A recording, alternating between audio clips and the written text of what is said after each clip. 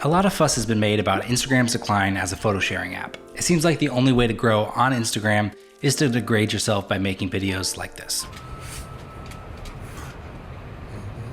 But if you're like us, you're too old and tired and reserve blowing your integrity for thumbnails like these. So that begs the question, if Instagram is dying, where should photographers be sharing their work and interacting with people in the community? Well, right now we think the best answer is Twitter. So in this video, we'll cover 6 tips to help you make the most of Twitter as a photographer. And thanks to Storyblocks for sponsoring this video. There are a few reasons why Twitter has become the new social media home for many photographers. First, they allow you to upload your images in 4K resolution. That right there is a big upgrade from Instagram. Second, the platform is more conducive to discussion, mentioning other people in your tweets, and overall more versatile in what you can post. Third, your tweets can more easily break out of the timeline of your followers and be seen by people who don't follow you. Generally, the consensus on Instagram was to post maybe once a day, but probably not more than twice a day. You didn't want to dominate someone's feed with a slew of photos. While with Twitter, it's definitely encouraged to be more active. Just like with anything else, it's about striking the right balance, but you can post several times a day without worrying you're spamming someone's timeline. Scrolling past tweets is less annoying than scrolling past entire posts on Instagram. But what should you be posting? Let's move on to tip 2. So obviously, unlike Instagram, you don't have to post a photo or a video, and you shouldn't exclusively post either. Talk about topics you genuinely care about, ask questions, reply to other photographers, answer questions, help people out, etc. Don't just shill your own work all day, every day, because that is unlikely to compel someone to follow you. Have fun with quips and jokes, and don't take yourself too seriously. Our approach is to be courteous to the people that follow us. We don't want to take up their feed with stream of conscious tweets like coffee rules. I don't know, maybe we should change our approach. You can also use Twitter to retweet other things you like or care about, and this is a good way to show support for other photographers' work as well. We would never encourage you to be fake with this, but if you are passionate about photography and want to be connected with the online community, well, it's easy to be genuine with your interactions. One thing that can be frustrating when posting photos on Twitter is their photo preview crop. They used to utilize AI to try and detect faces and find the best preview, but they have since ditched that for, well, it depends. You can now post a single 4x5 photo on Twitter with no crop to the photo preview. What you see is what you get. When you post 2 images, the aspect ratio for both changes to 7:8. Of course, this is just how it previews the images. You can still click on the photo to see the full thing. With 3 images, the photo you select first will be a 7:8 vertical crop, with the following 2 photos in 4:7 horizontal crop. And finally, with the max of 4 images, it puts them in a 2x2 grid, with each having a 2x1 horizontal crop. So this can result in some strange previews that you may find less than ideal. Why Twitter doesn't allow users to select their own preview crop is just beyond us. So considering the crop is just something to keep in mind. Knowing how a 4-image tweet looks, you may want to try just 3. Use a vertical oriented image for your first photo, followed by 2 landscape photos, so it works best in the crop. And of course, you can just say, screw it, and post however you like. Choose your own adventure.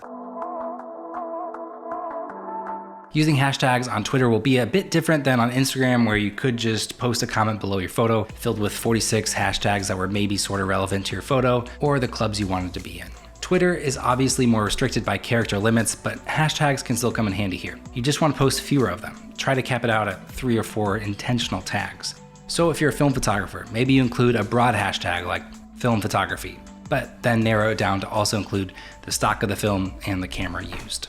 And then of course, you can search hashtags to find fellow photographers to connect with. That should be a no-brainer.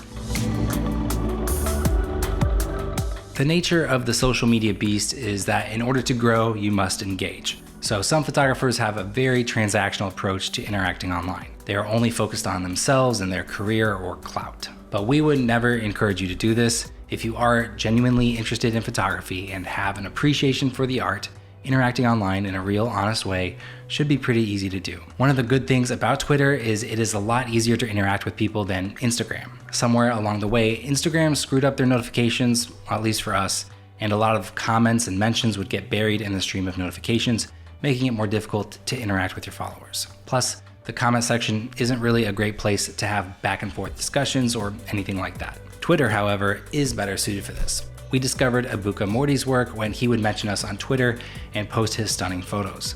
We've been friends with him for years now, and since he seems to have a solid grasp on utilizing Twitter as a photographer, I asked him to share some tips which we'll break down into 5 mini tips.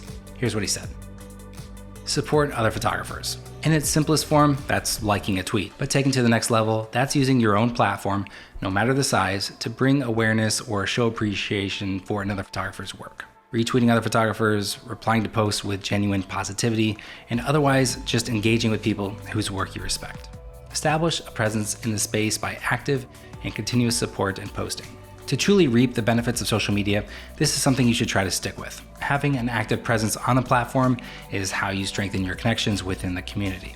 Participate in competitions and trends that may provide exposure and raise awareness of what you do and how skilled you are at it among a wide range of people and organizations.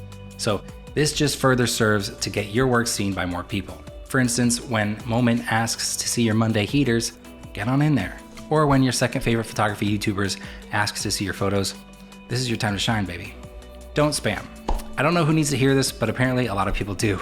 Consider the golden rule. If you don't want to be spammed, then don't spam others. It's annoying, it's a bad look, and it'll do more harm than good for your photography career. So what constitutes spam? Check your spam folder. At least to us. Well, first, don't overuse the mentions and tags of people unrelated to the work you're posting. We get tagged in the occasional banger, which is fine, but if the same person is tagging us multiple times a week and clogging up our notifications, we're just not gonna be a fan. Secondly, keep your interactions intentional. Keep in mind that your tweets and replies can end up in timelines of people who don't know you or follow you, so put your best foot forward by being thoughtful with how you engage. Become active in Twitter Spaces while also contributing positively to them. Remember Clubhouse? Yeah, I don't really either, but I think Twitter Spaces put the nail in their coffin. Basically, users host audio discussions right here on Twitter, and you can listen in and have a chance to add your voice to the discussion as well. You just click the microphone icon in the bottom of the app, and here you can see top spaces, but then also search for topics you're interested in. So if we search photography, we can see while it does seem to be dominated by NFT talk, there are upcoming discussions for other photography related topics as well. When you are listening in on a space, you can request to speak by tapping the microphone icon in the bottom left. Okay, finally, let's cover your profile. We recommend using a profile photo that shows your face. People tend to like putting a face to the handle. It just feels more genuine and less like talking to an egg. Then you can showcase your work with a banner image, which is a 3:1 aspect ratio. And then in your bio, we recommend including what you do in terms of your main objective for having your Twitter presence. So if your day job is an accountant, but shoot freelance photography on the weekends and you want to connect more with the photography community, make sure you include that you're a freelance photographer and what you specialize in shooting. We also recommend adding your general location to your bio, so if someone did want to hire you or grab a cup of coffee with you, they'd know what city you're in. Again, pretty obvious stuff, but everything you can do to help clarify who you are, where you are, and what you do can go a long way online. Add a link to more of your photography work, whether that's Instagram or your own website. You can then pin tweets to your profile, which act as an extension of your bio.